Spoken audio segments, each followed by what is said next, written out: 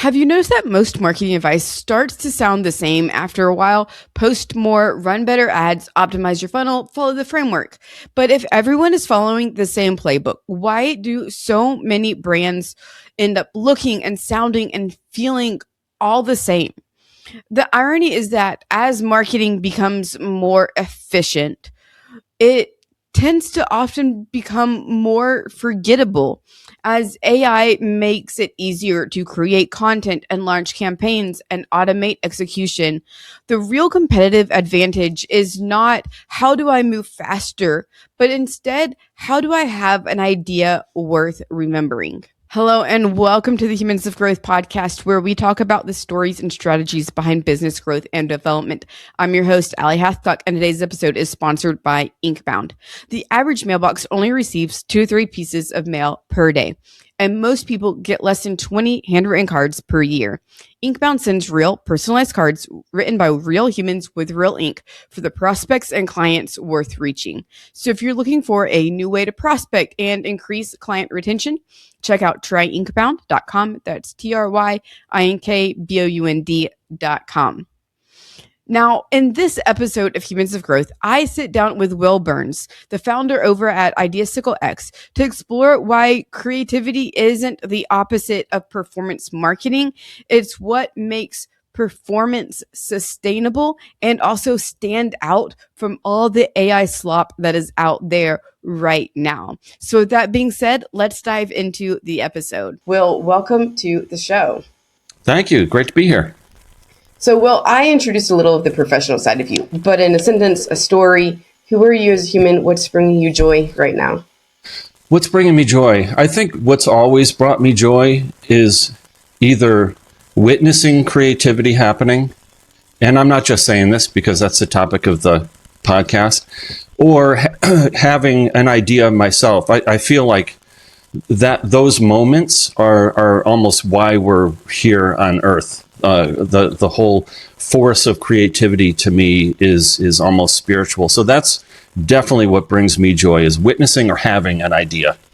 I love it. So one of the things I've noticed that has shifted a lot in marketing is a push for, well, one, marketers are under more pressure than ever before to perform, get a high ROI. And so there's a push or a pressure to default to like what we know works. The proven funnel, the ad format, the content playbook. Where does creativity fit in when a business does still need the predictable results? Yeah, no, it's a great question. And it's been interesting to watch from a distance because performance marketing has been all the rage for the past, 7-8 years. And I think there's starting to be a little bit of a backlash, because what marketers are realizing is that they're sort of forgetting about the brand, that they're so focused on results that they're not building equity in their brand anymore. And so I think creativity has a huge role in that. There's no reason that performance marketing vehicles can't be representations of the brand. You can brand through performance. You don't have to just do performance in random acts of marketing. It should feel like it's coming from the brand and through the brand's voice and its idea at the very top. And I think that's where marketers are going now, is how can I get the brand back, get the soul back for the brand? And I've started to hear that more and more from agencies. It's like we've been performance, and it's like the brand doesn't matter as long as the ROI or the ROAS is there, as long as we're getting leads, making money, making sales. We've lost to some degree like the brand, like the soul of the business. Like, why were we here in the first place? Yeah, and that's why agencies exist. So they do have a bias towards wanting that to happen. But I think the other sort of challenge here is that the average tenure of a CMO is under 2 years, I think. And so there's really no reason to think long term if you're the CMO. So what I tell agencies to do is try to go up higher. Go to the higher up in the C-suite, to the president, to the CEO, because they're the ones that need to think about brand equity over time. And if you can get to them, you may be able to, as an advertising agency, sell more brand-like objects as opposed to random. I think that's so interesting is that we have, and I think this isn't just across like the marketing department, but as a whole, people stay in jobs less and less and less. And especially I think in the CMO slot and the CFO slot, if you don't suddenly turn around an organization or skyrocket their revenue, fix the problems, you're out to some degree. And it's put a lot of pressure on CMOs to just like perform, rather than care about like the baseline and the foundations of like brand and brand creativity. Yep, that's exactly right. And I think that's why performance has been booming, and why there's sort of a backlash now, because the CEOs are like, hey, what happened to my brand? You know, with all of this pressure I'm putting on the CMO, maybe I should back off a little bit and give them some runway to go back to brand building. Because that's what consumers, that's what builds loyalty with consumers. It builds affinity, and a real connection to brands, as opposed to a transactional relationship, which is what performance marketing breeds. Mm-hmm. And the interesting thing with like performance is like, yes, we need to make money, but it's like you're also feeding the Zuckerberg machine. And so Zuckerberg is then determining the prices of the ads, and the prices of the ads then determine the cost of goods to some degree. And what happens if your ad account suddenly gets shown or gets shut down? Your Instagram account gets shut down, your TikTok, your whatever gets shut down for whatever reason. It got picked up by like the spam filter, or your account got hacked, and you don't have brand equity anymore. You just lost your entire business. Yeah, it's true. Yeah, especially smaller businesses fully depend on social media for their marketing. Larger companies, they can go into TV and radio and other more traditional media. But you're right, when it's smaller businesses, if they get kicked off of Facebook for whatever reason, that can be devastating. Yeah, and that's why it's like, how do you build creativity, brand loyalty, customer retention into your brand? And that's where stuff like really starts to matter. So I hear a lot of people talk about creative marketing, and the tendency is for us to think of like what's clever, what's funny, what's weird, what like stands out in most abnormal ways. But what, in the context of businesses and marketing that you've seen, what does useful creativity actually look like? Yeah, that's a really good question. So in my opinion, and not everyone will agree with this, is that you have to have a brand idea at the top that informs and inspires everything that you do, not just advertising, but who you hire, and what products you make. It should be paving the way for the future and rationalizing the past. And so the creativity in that context becomes, don't do what you would do in the marketplace. Ask your brand what it wants to do in the marketplace. And only if you have a brand idea in place that's carefully articulated, and maybe you've got a manifesto that brings it to life in a dramatic way, and you hand that out to all your people, and you say, you know, this is the personality out there that's doing the advertising, not you. And so I want you to channel this idea into our social media, into our TV, into our website, into our promotions, into our product development. You know, how would that brand extend this product? You know, those are the questions to ask. And the creativity then becomes a little bit more challenging, because it's not an open field of what should we do to, you know, score points. It's what would that brand do? And it brings us back to the performance marketing thing. You can do branding through performance marketing, if you've got a nice, tight, inspiring brand idea at the top. Oh, I like this because it's like, it's almost a little bit like acting. It's like, okay, if your brand was an actor, what would they then do? Because I think as marketers, we think of it's like, okay, this is like what I would do and what I'd say. And then we layer on top like the brand voice that we're required to have. But it's like, what if you reversed that?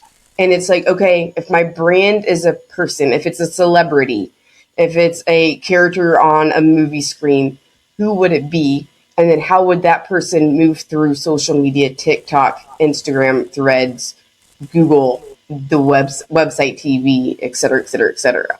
That's an excellent analogy. And that's exactly right, because you need to kind of step out of yourself and take on that character that is the brand. I mean, we use language like this. It dances around the concept, like, what's the brand's personality? Yep. Because we're trying to humanize the brand as if it is a person. And it's really interesting, actually, to me, having been in the business before social media existed. Yeah. It was really fun to see brands have to behave like a human.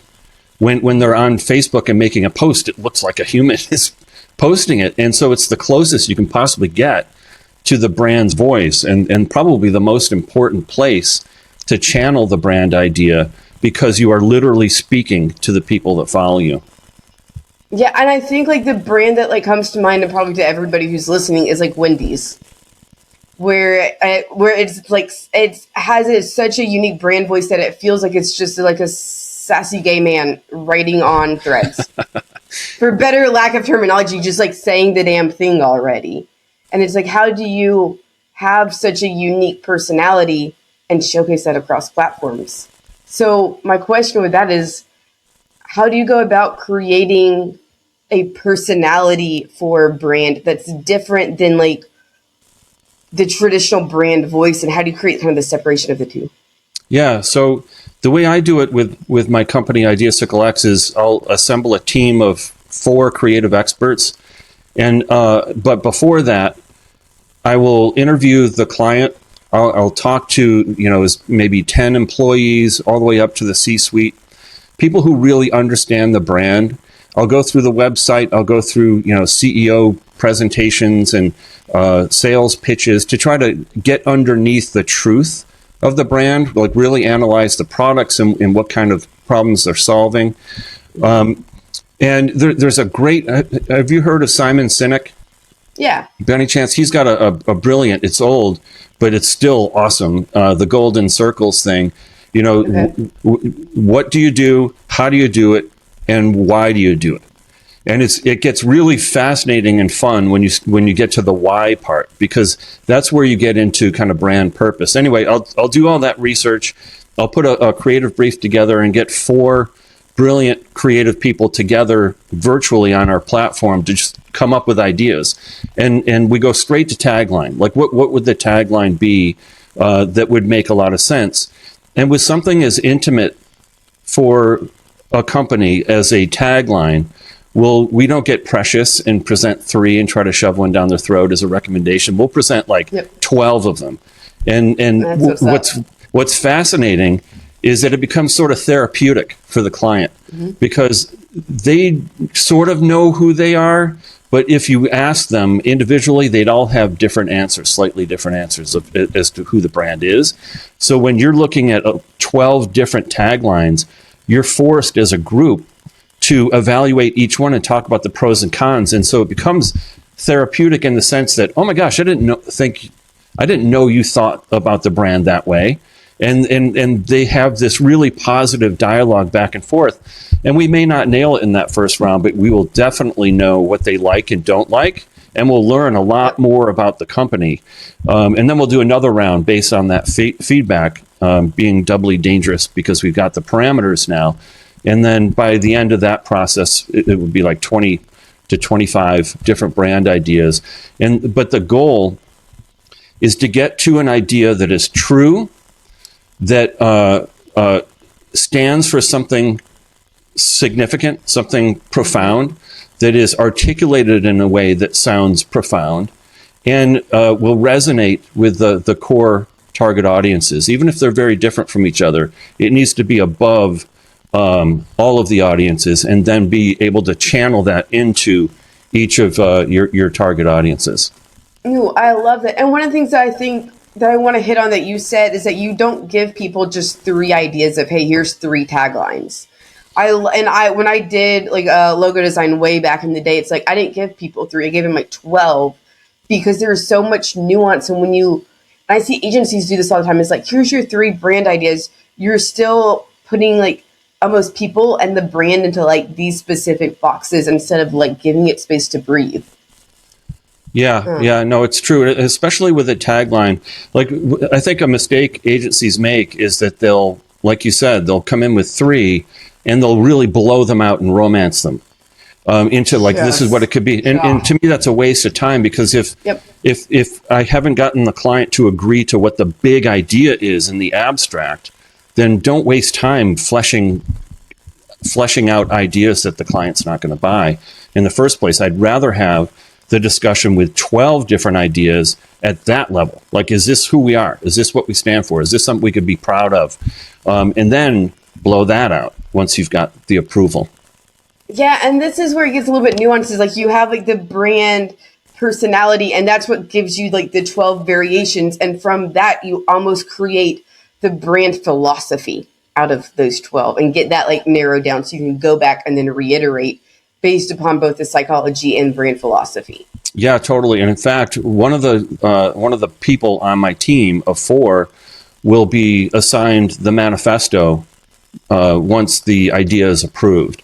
And so they're part of the process of coming up with the ideas. And then they also, now that they're up to speed, they're responsible for writing, hopefully a manifesto that could be a great video, or, it's something that tries to get people to not only understand the idea, but to get excited about it and really clearly understand where this brand stands and who the enemy is of the brand and why it's relevant and all that kind of stuff. I love this brand. Like, manifestos are one of my favorite things, and I don't see brands doing enough of them. Because what I see with manifestos is it's like you create a common identity, something that everybody can rally around. Russell Brunson talks about this, like, who are we rallying around? What's our identity as a company, but also as like our consumers, like what is their identity and like the tribalism that it can bring out, but also like how can we create a villain in the process? Because everybody loves a good villain. Yeah, totally. Like, think about Nike with Just Do It, going way back. What was their enemy? I would argue was apathy.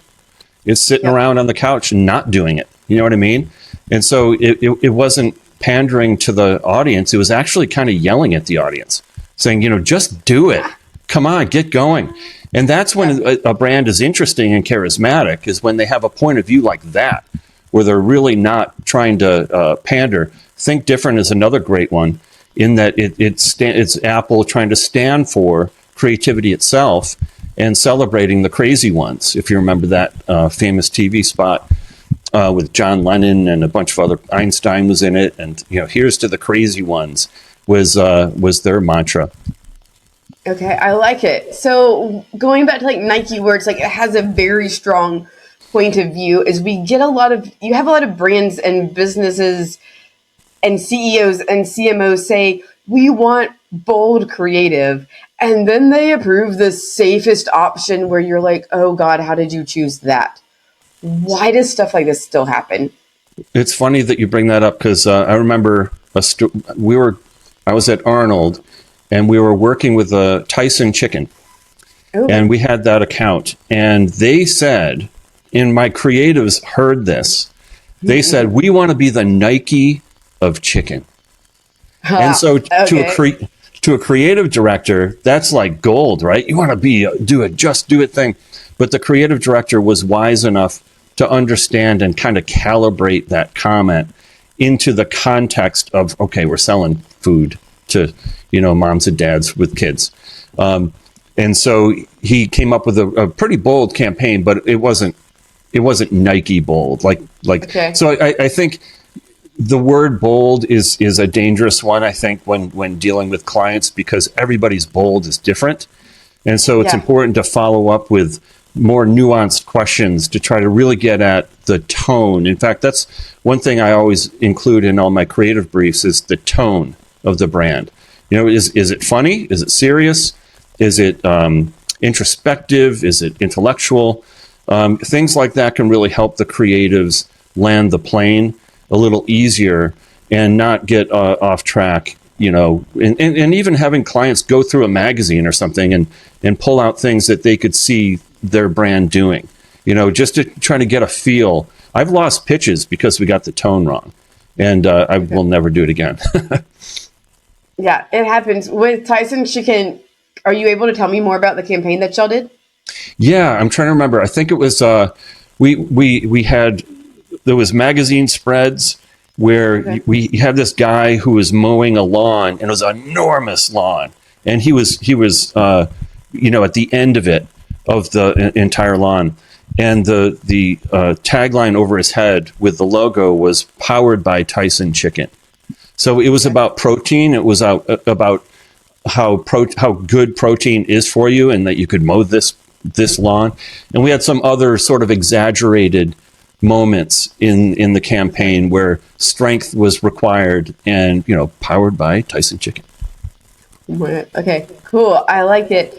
So we talk about creative, and you should be creative, but like, what are the signs that a company is doing just like status quo marketing instead of like truly creative marketing? Yeah, I think the telltale sign is, and I mentioned this before, but when their advertising is random, if it's random acts of marketing, you can tell you might have one thing going on in social media, another thing going on TV, because you have no guide, you have no brand idea that's driving everything, and so they fill the gaps with communication that may or may not work, but they're not building any equity over time for their brand and the perception of it. Okay, so let's say you have a marketing team and you want them to start being more creative. We know that creativity is a muscle and you have to exercise it. How do you build up that creative muscle? There are a lot of ways. I study creativity and look for studies that give us clues on how you can be more creative on a personal level. But to answer your question, in groups, one of the studies I read in Harvard Business Review is that the typical brainstorm is a little flawed for a number of reasons. One is there's a time element to it. From 1 to 3 o'clock on Tuesday, we're going to come up with ideas, and creativity doesn't work that way. Creativity is mysterious, and it'll happen whenever it damn well pleases. So what the key is to inspire your team with a brief and let them go live life, because that's where the ideas happen. When you interact with something, even like an end cap at a grocery store, you might see something and you've got the brief in the back of your head, and you're like, "Oh, wait, what if we did this?" As opposed to a brainstorm where you're really just kind of interacting with each other and you're under a time constraint. That said, there is proof that if you do a brainstorm and you allow the members of that brainstorm to come up with ideas in advance of the brainstorm on an individual level, and then bring those ideas to the brainstorm, it's much, much better, because they're not as influenced by the loud person who thinks he's the smartest guy in the room but isn't. And it brings out the introverts as well, who may not say anything but are the smartest person in the room. So this forces them to share their ideas as well. But there are countless studies on, and here's I'll give you three studies that will improve your creativity. Number one, walking. They did a study where just the act of walking in any context increases your creativity by 40%. It's insane. And the reason, I think, and a lot of these studies come back to this truth, is that your working memory is really good for focusing, which is great for taxes, and it's great for putting together furniture. But it's not good for creativity, because the focusing is the opposite of creativity. Creativity is letting loose and allowing all kinds of different ideas to collide in your mind so that you can come up with new ideas.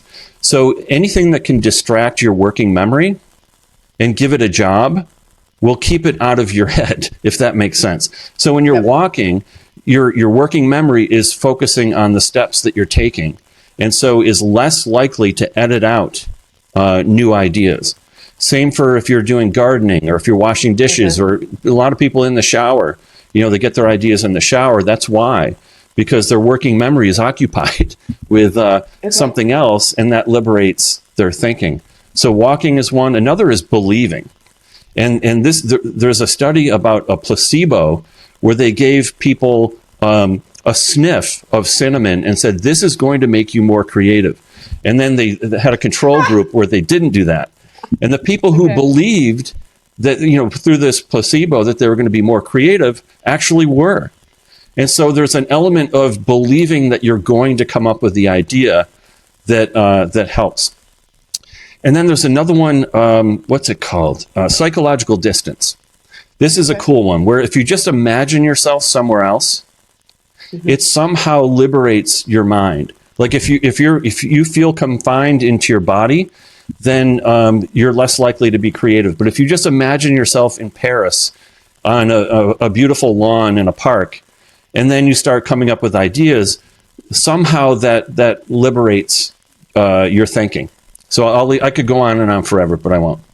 I love it. So essentially, a lot of it sounds like it boils down to how do you take your current confines that you're in, whether it's a time constraint, a physical location constraint, a work constraint, and get outside of the confines of what your normal routine or what is expected. And then that's where the creativity can then happen.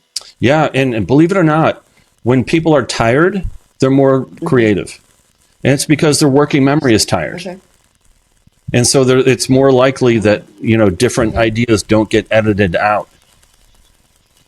That's cool. That's wow. I love it.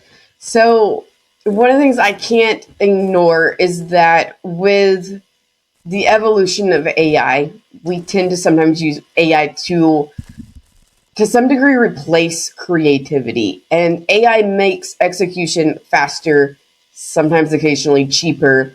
How do you see AI and creativity working together and also working against each other? Yeah.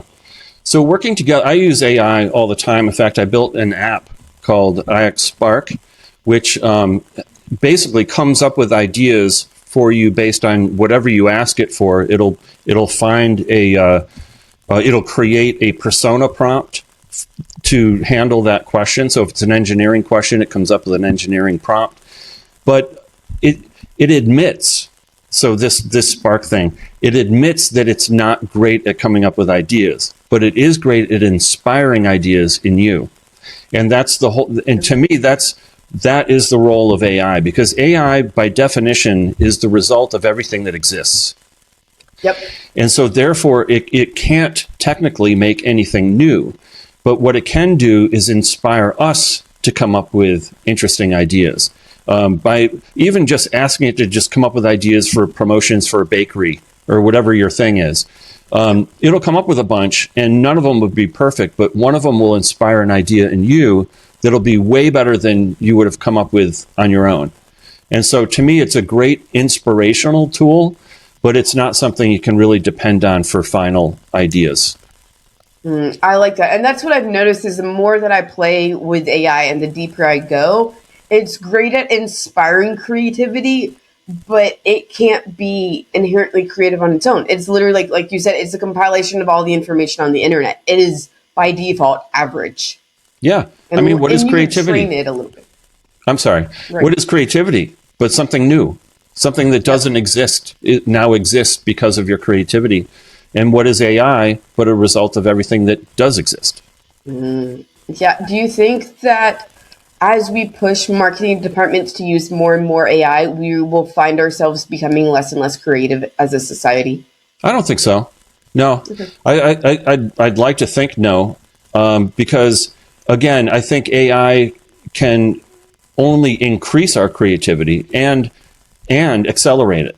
I think we can come up with better ideas more quickly by using AI as a muse, if you will, for lack of a better term.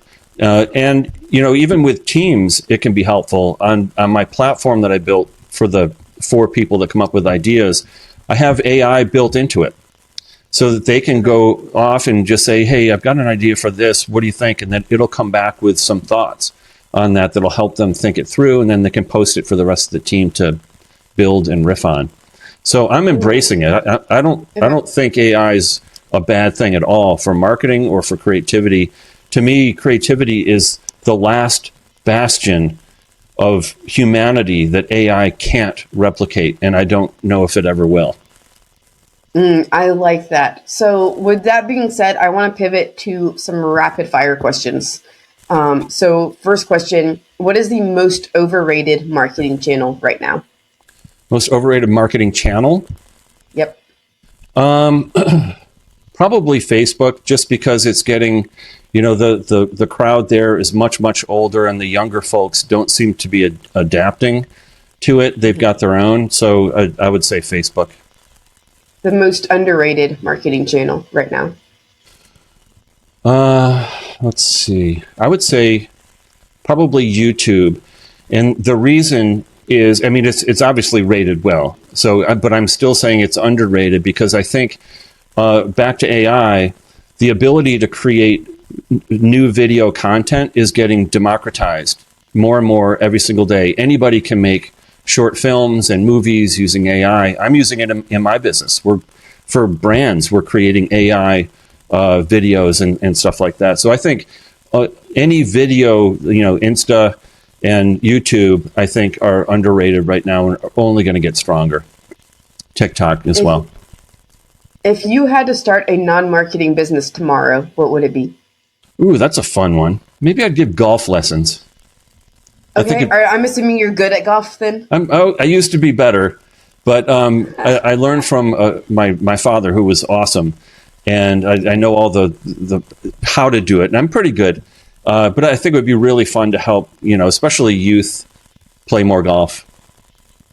Okay, I love it. Okay, you have $20,000 to grow the golf lesson business. How are you going to spend it? I will spend it probably all on vibe coding and building a website for it, building promotional stuff by vibe coding. Quick aside, I know this is rapid fire, but quick aside, I spent about $70,000 building my original IdeaSicle X platform with developers. Last year, I rebuilt it myself, vibe coding, for $500. So the vibe coding thing is insane, and I recommend everybody try it. I use Replit, Replit. I'm not an affiliate with them at all or anything, but they're just the one that I use, and it's you feel like God on it because you can suddenly create apps, you can create websites, you can create anything by just telling it what you want, and it does the coding. All right, I'm done.